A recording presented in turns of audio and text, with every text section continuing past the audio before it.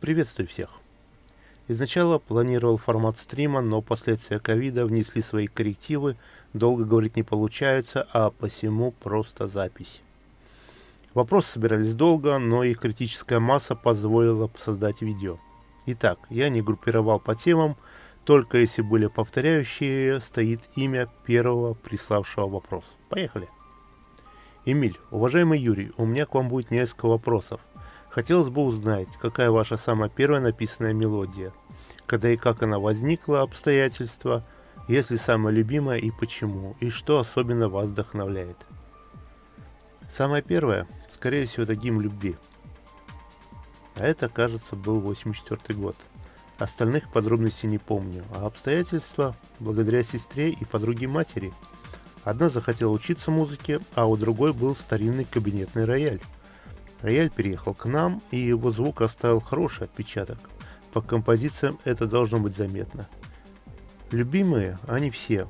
Ни одну из написанных не могу сказать, что нелюбима. Есть более удачно получившиеся. А вдохновляет?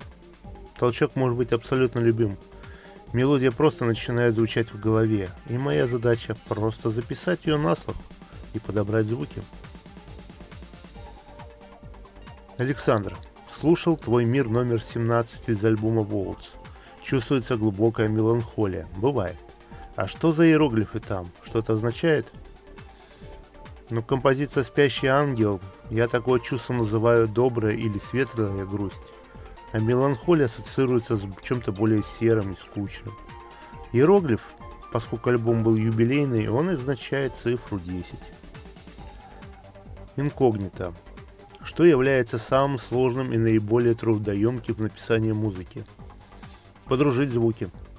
Композиция может быть построена полностью за пару дней, так называемый скелет, но когда звуков много, надо их разместить в пространстве и отделить по частоте, иначе слушается, как будто всех музыкантов загнали в кучу, и они пытаются что-то сыграть, сидя друг друга на плечах.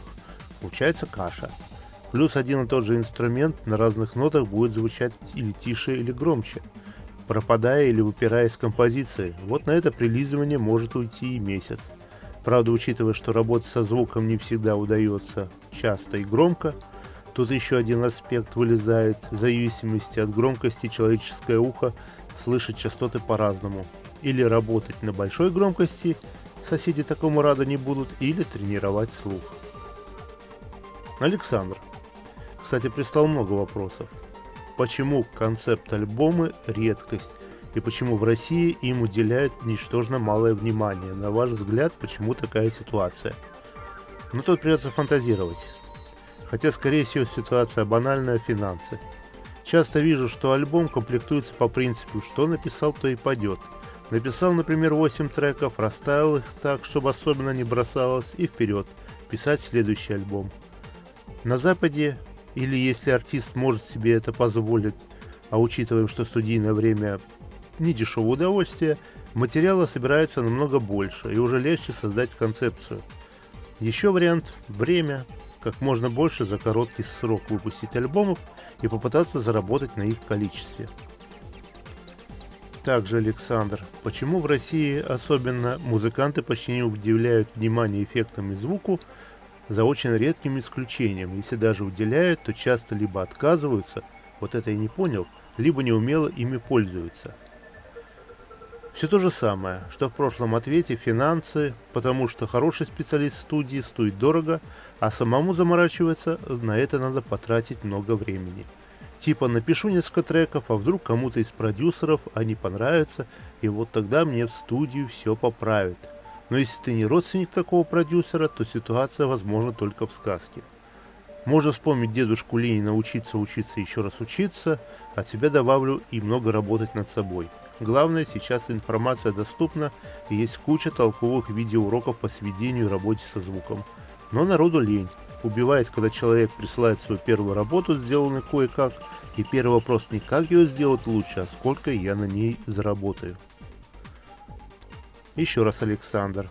Что является наиболее важными аспектами для роли фронтмена и почему часто у групп большая проблема работы с аудиторией и продумыванием концерта, сюжета для концерта и шоу на сцене?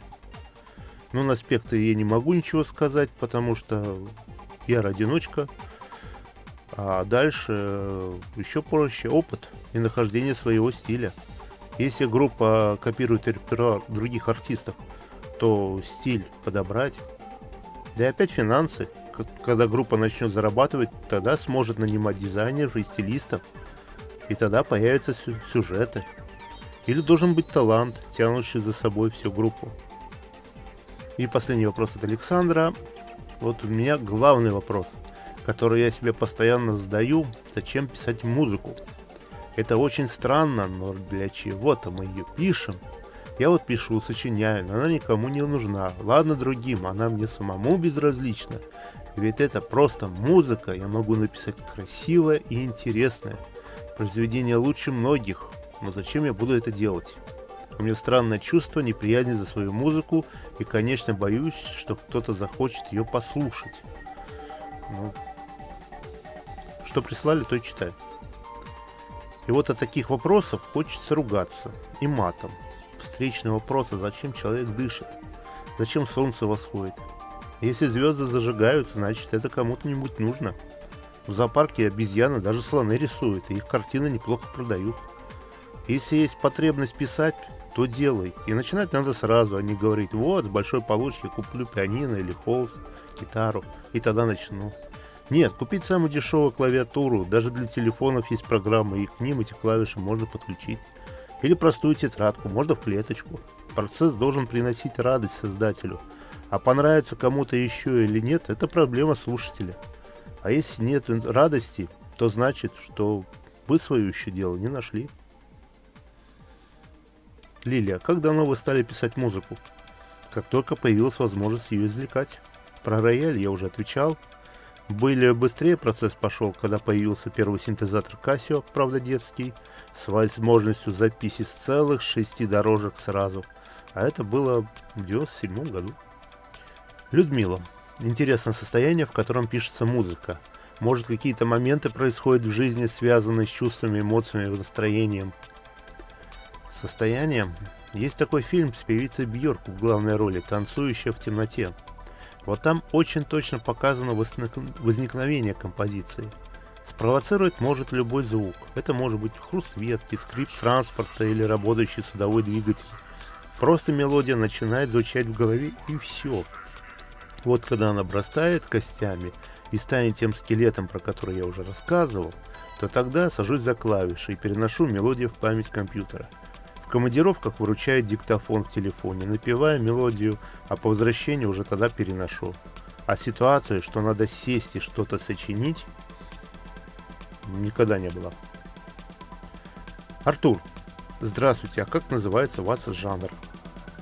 Если бы я знал. Раньше придумал название «Новая классика», теперь называю «Спокойная электроника». Хоть часто слышу, но нет такого стиля. Ну, что делать? Нет конкретной стилистики, получается мешанина. Что поделать, если таракашки в голове мелодию играют именно так? Лилия. Юрий, могу ли я брать вашу музыку для клипов? Частый вопрос и простой ответ. Если видео не для коммерческого использования, то проблем никаких нет. В противном случае надо будет договариваться с руководством лейбла, в котором состою, и с которым подписаны документы с управлением авторских прав. Да, моего слова тут недостаточно. И даже сам не имею права поставить видео с закрытой лицензией, чтобы получить копейку со зрителя. У меня нет прав, они переданы на время лейбла. Евгений, как переводится Якура? Перевода не дошел, хотя, может быть, этот онлайн-переводчик не знает. А история? DJ Mask, первое имя появилось еще в 92-м для радио. Так я подписывался под самодельными мегамиксами для конкурса на местной радиостанции. В роли ведущего поработал спустя 18 лет. Диджей, мои инициалы, хотя за пультом в барах приставку отработал, а маска, что под ней, до сих пор самому загадка. Почему поменял? Приставка диджей обязывает работать в определенной стилистике, даже, возможно, обманывает слушателя, да и хотелось чего-то более загадочного. В 2006-м заинтересовался творчеством Китара, японского композитора и музыканта, а поскольку для меня Япония это что-то загадочное и неосознанное, что решил в таком же стиле и придумать. Юра плюс Сакура, символ Японии, плюс Китара. Пришлось искать такое название, не хотелось, что это слово окажется ругательством или в том же духе, но обошлось. Google молчал, но наткнулся на нейрохирурга с такой фамилией. Посчитал это знаком «Музыка для сердца». Название осталось и прижилось. Сергей, а какие, на ваш взгляд, композиции наиболее вам близки или более нравятся, наиболее выделяются среди остальных? Уже отвечал, они все близкие. Просто в то время, когда они создавались, было определенное внутреннее состояние, через которое они прошли. Есть более удачные и менее, но выделить не могу. Андрей, есть ли какая-то особенная история у композиции «Созвездие Татьяны» из альбома «Звезды Тихого океана»? Такая история была у самого альбома. «Судно» — первая в мире локальная установка системы очистки балластных вод на действующем круизнике. Сложно, но справился. Через несколько месяцев получили задание чуть изменить проект для финального приема. 3 человека на Гавайские острова. Для февраля с нашей погодой это было как сказка. Потом судно, каюты дали с балконом. Справились за 1,5 дня, обратные билеты только через 10 и из Новой Зеландии. Для экипажа отдельная палуба для загара с бассейном. Кстати, такого больше не видел. Американская Самоа, Фиджи. Там вообще удалось позагорать на территории 5-звездочного отеля. Охранник пустил, про звезды, правда, дома узнал. Впечатлений: вода плюс 32, ночь миллиарды звезд, шикарные рассветы и Тихий океан. Альбом был записан в рекордные сроки, а данное созвездие было подарено супруге. Андрей, Юрий, а с чего все началось? Кто был вдохновителем? Сложно уживаются жизненные реалии, работа, семья и творчество. Помогает одно другому или наоборот? Начиналось с кабинета рояля Имлер, Лейпциг, 1914 года, купленными родителями за 150 рублей для сестры. Вдохновителей было много. Жаре Вангелис, это очевидно. Потом был Джордж Мородер, Дидье Мурани, много итало, диско музыки, Депеш Мод, Эня, Майкл Криту. Сначала сам, потом через Сандру, потом своим проектом Энигма. Когда начались лихие 90-е, судоремонтный завод, куда пришел работать после армии, обанкротился. Но помог знакомый, устроил продавцом кассет на местном рынке. Позже началась RCD, через уши прошло много интересного материала, и это дало толчок искать способы извлечения своих звуков. Семья с работой на первом месте, но если с семьей можно договориться на пару часиков в день, то судоремонт — это рулетка. Никогда не знаешь, во сколько сможешь прийти домой, или вообще, сможешь ли это сделать сегодня. И про командировки могут сказать за день до вылета. Помогает или нет? Благодаря командировкам немного посмотрел мир, пересек экватор и нулевой меридиан, а это дает эмоциональный заряд творчеству. Хотя в наш быстрый век людям просто некогда остановиться. Оно все рядом. Рекомендую взять фотоаппарат, простой телефон с той же функцией подойдет, и поставить задачу сделать хотя бы 20 кадров. Многие удивятся тому, какие интересные места они могут увидеть, хоть до этого они каждый день проходили мимо. Дмитрий, мне интересно, как ты создаешь музыку от аранжировки до мастеринга, так сказать, секрет мастерства. Но вся аранжировка по построению композиции происходит уже в голове. Самый сложный процесс — это подбор звуков и расстановка их в звуковом поле. Тут можно долго говорить, но пока не считаю себя асом сведения. Могу дать только основные рекомендации. Нарисовать примерно расположение каждого виртуального музыканта на виртуальной же сцене и перенести на микшер. Это позволит легче распознать лишнюю ноту или звук. Потом дружим и с эквалайзером. Нашли звук, шикарно звучит. Нашли другой, еще лучше. Включаем оба, каша. Просто они могут мешать друг другу по частоте. И приходится выбирать, какая часть от звука важна. Эту часть оставляем, остальное обрезаем фильтром. Компрессор – самый опасный прибор, испортить можно на ура, поэтому его ставить очень аккуратно на бас и бочку, и на общей шине он должен работать в почти неслышном режиме. Тогда от него и будет толк. Хочешь громкости? Для этого есть максимайзер. Так что секретов нет, слушать и желательно громко, пока не натренирован слух. На всем, что извлекает звук, даже переключаться в моно. Это даже делать чаще. Везде должно играть хорошо. Но это долго, особенно когда компьютер заикается. Есть высказывание «грамотное сведение в мастеринге не нуждается». С этим соглашусь. Владимир, что вас вдохновляет на творчество? Какую музыку слушаете? Какие книги читаете? Какие фильмы вам нравятся? У вас были иллюстрации из игры Final Fantasy X. Является увлечение видеоиграми одним из ваших хобби? Вдохновить может многое. Из книг люблю Стивена Кинга. Музыка — это самое веселое. Больше всего приходит слушать себя. Так что... Так очень многих. Проще сказать, что точно не нравится авангардный джаз, остальное включаем. Кино раньше любил фантастику, или перестали снимать хорошую, или жанр отмирает. А ужастики стали спокойнее, чем выпуски наших новостей. Final Fantasy подметили, хотя к роликам никакого отношения, кроме музыки, не имеют. Сам их нахожу в интернете. Да и сами игры совсем нет времени. Только если сапера включить, пока проект конвертируется. Иногда заглядываю на каналы стримеров, чтобы посмотреть новинки. Да, впечатлили рисованные фильмы по вселенной Final Fantasy. Их, кажется, 4. Но прорисовка и анимация на высочайшем уровне. Вадим, Юрий, а какие наработки и сайты вы используете в работе? Просто интересно. Ведь существуют специальные программы, помогающие музыкантам писать инструментальную музыку. Если бы все так было просто. Нажал на кнопочку, получили хит. А вот и нет.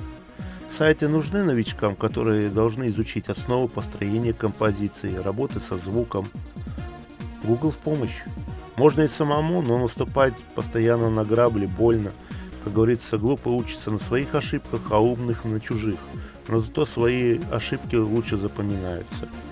А программное обеспечение поможет увидеть звук и его проблему. Анализатор спектра покажет паразитную частоту, которую нужно приглушить. Различные индикаторы, реальная громкость композиции, фазу, панораму. Хотя, может, вопрос касался и музыкальных редакторов для записи музыки. Облегчить процесс для меня именно возможности визуального контроля. Если использовать только синтезатор, то пока залезть в меню редактирования, найти ноту, ее исправить, то времени пройдет в 10 раз больше. Какой редактор выбрать? Все зависит от способа мышления, кому как удобно.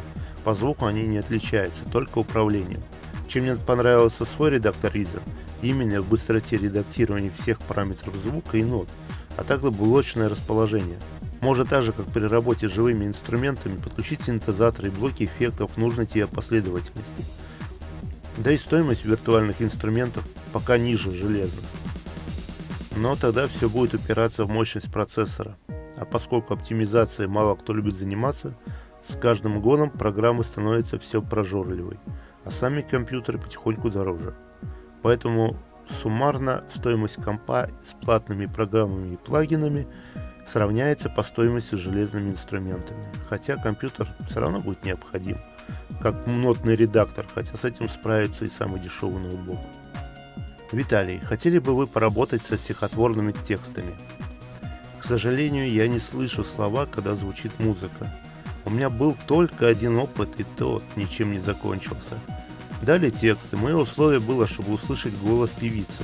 Хотел представлять, в какой октаве работать.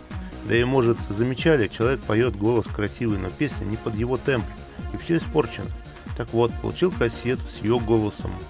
Написал. Поэт сначала прыгал от радости, когда услышал, но потом его огорчили. Сказали, что он может ее выпустить, но за свой счет. Даже кассета не сохранилась. А так, люди пишут стихи на мою музыку, кто-то даже и поет. Если нравится, вперед. Николай, примерно в 2005 году вы стали использовать компьютер для записи своих треков. Что это за программа? Пользуете ли вы ими сейчас? К какому музыкальному направлению вы относите свои композиции и кто из современных или классических композиторов оказал у вас наибольшее влияние? Какую музыку вы сами чего слушаете чаще? Так, начинал с программы Reason 2.5 версии. Пришлось осваивать, так как на тот момент она была самая нетребовательная к железу программа. Привык, попробовал перейти на другие, но привычность, да и очень приличная ее эволюция. Сейчас используется 11-я Suite версия. Про направление музыкантов повторяться не буду, уже отвечал. Мария, я хочу знать, чего ты хочешь. Интересный вопрос, скорее всего, на здоровье близким людям. Да и позитивных новостей, тогда и люди будут немного добрее. Да и ноты изучить. Все на слух записываю. Эва, не могли ли вы описать весь процесс создания музыки? Какая из ваших песен вам нравится больше всего? Какая композиция была самым большим вызовом? Какие планы, мечты у вас на будущую работу? Что еще вам нравится, кроме музыки? Что делает тебя счастливым? Что заставляет вас смеяться больше всего? Какая ваша любимая еда и напиток? Опишите свой обычный день. Как это? Процесс. Мелодия – это самая спонтанная его часть. Она просто начинает играть, и все. Если есть возможность напеть на диктофон, то хорошо. Особо назойливые мелодии выстраиваются полностью сразу. Другим надо время. Тогда я сажусь за компьютер, перенести звучащее в голове в реальные звуки. Потом уже запускается кусок петлей и подбирается похожий звук. Потом уже накладывается вступление и концовка. Дальше чистка, ошибочно сыгранных нот, рассаживание виртуальных инструментов на сцене и самая нелюбимая часть – поиск частотных ошибок и выравнивание уровней. На данном этапе компьютер совсем не справляется с большим количеством виртуальных инструментов и начинает сильно заикаться. А если композицию можно записать от 3 до 7 дней, то на чистку уходит 3-4 недели. На данный момент самая сложная композиция – это «Путь в бесконечность». Плавающий ритм, стилистика, количество звуков и автоматизаций – на нее ушло 1,5 года. Но любимых нет. Есть более или менее удачливые. Планы есть, но их стараюсь не говорить, тогда больше шансов, что их доведешь до финальной стадии. Мечта – большой концерт, но технически к нему совсем не готов. Это надо каждую композицию для него переделать для живого исполнения. Улыбаться – хорошая шутка и смех любимого человека. Еда – почти любая домашняя. Люблю рыбное, из напитков, кофе, но в умеренном количестве. Как алкоголю – спокойная. В баре могут бутылки по несколько лет стоять, алкоголь и работа со звуком не дружат. Обычный день – 5:50 подъем, работа. Если без приключений, то в 17:40 дома, но не всегда. В рабочий день на музыкальный редактор выпадает час. В выходной люблю поспать, но как получится. Зимой больше свободного времени, летом огород. Но если командировка, то все запланированное отодвигается, а график идет нафиг. Эльса Марина. Я автор песен, поэтому меня всегда интересуют две вещи. Расскажите свой процесс становления музыкантом. Вы ходили на занятия фортепиано или самоучение? Список использования оборудования и какой у вас самый любимый звуковой модуль? Из музыкального образования это 8 лет детского хора. Была попытка родителей привести меня на урок игры на фортепиано, но преподавателю не понравились мои руки, и он рекомендовал не мучить ни себя, ни окружающих, но я его не послушал. Дома включался кассетник и на слух пытался параллельно играть. Так и учился, поэтому техники игры никакой, все подбирается только на слух. Про программу Reason я уже отвечал. Для нее есть несколько шикарных синтезаторов, которых люблю использовать. Это Zoetrope Organic синтезатор и Nostromo Spectral синтезатор. И очень старый звук пиано из библиотека для звуковых карт SoundForge. Ну и новичок в студии — это железный синтезатор Waldorf Kira. Анириус. Что первое для вас, когда вы начинаете композицию? Мелодию или название мелодии? Мелодия на первом месте. Название приходит, когда уже композиция полностью готова, и уже можно не вслушиваться в ошибки, а в чувства, которые эта композиция вызывает. Поэтому есть тетрадки с расшифровкой. В редакторе композиции выглядят как X1, XX, 15 и так далее. После выпуска альбома меняю буквы, чтобы совсем не запутаться. Эрик, а вы снимали видео фортепиано на Pink Call of Love? К сожалению, не умею хорошо делать видеоролики и сам еще ничего не снимаю. Поэтому все видео в интернете — работы друзей и поклонников. Если нахожу достойные работы, то выкладываю их у себя. Но когда спрашивают, почему нет какого-то клипа, приходится отвечать, что к видеоклипам, кроме музыки, никакого отношения не имею. Сергей, от байкеров вопрос. Как тебе удается создавать такие шедевры?